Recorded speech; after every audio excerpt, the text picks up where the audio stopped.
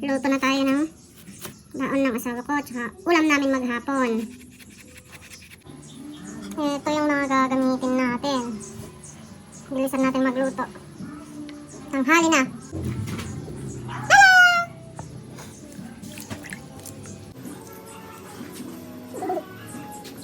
Ngayon yung bibi ka. Kumuha ng talong. Nasaan yung kinuha mo? Sili green tsaka talong. Ay, juice. Ano yun, may dam dyan saan. Ay, niya bitawan. Hiram!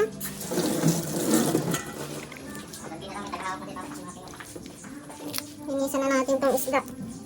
Mabilis lang naman to eh. Hindi ko talaga kabisado to pero inuhula-hulaan ko na lang. Para sa pamilya. Alam ko lang pag isda, tatanggalin yung hasang. Hilain yung mga bito-bitukat laman-laman dyan. Yung asawa ko, alala daw sa tiyan ko, masakit. May trabaho siya. Pasok siya sa trabaho eh. Wala pa siyang baon.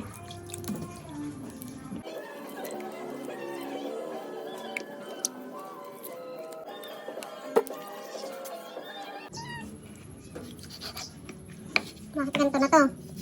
Ay, nadahal sa ano.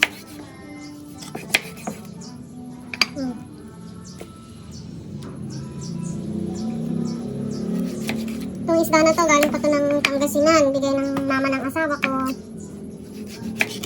Meron pa pala sa freezer. Hindi namin alam kung anong lulutuin namin. Ay, sakto. Buti nakita ko to. Marami namang ibang mga stock doon. Mga frozen foods. Gata na lang siguro ito. Adobo gata. Ayun lang yung alam kong masarap na luto dito eh. Suggest kayo kung may iba pang luto to na masarap. Hiwain na nga muna pala natin ito para yung pagluluto natin dire-diretso na.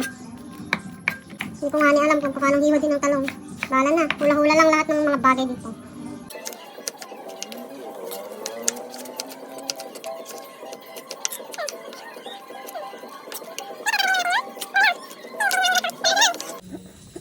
Ayan, umaapoy naman yung kawali. Ay, mausok. Ayan, lagyan na natin ng mantika. Para makaluto na.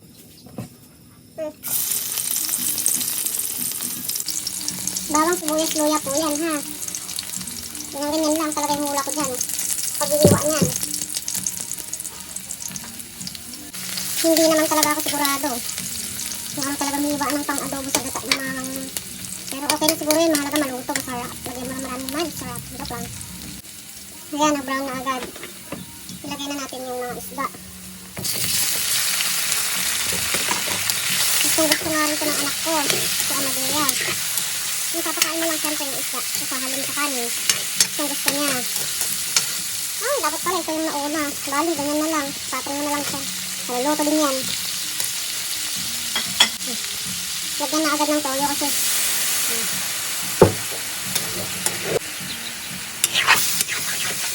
Hula-hula na naman ito. Gagawin natin.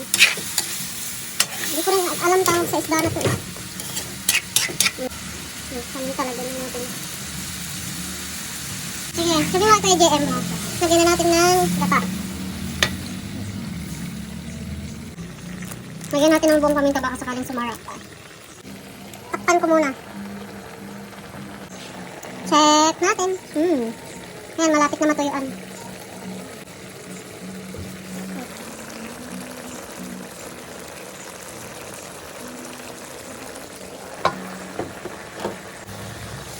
Okay. Check natin ito guys. Hindi pwedeng haluin ito. Matudurog to. Sa isang halo lang. Nadurog na yung ulo oh. Pwede na to. Natuyuan na. Mamantika na. Yung gata.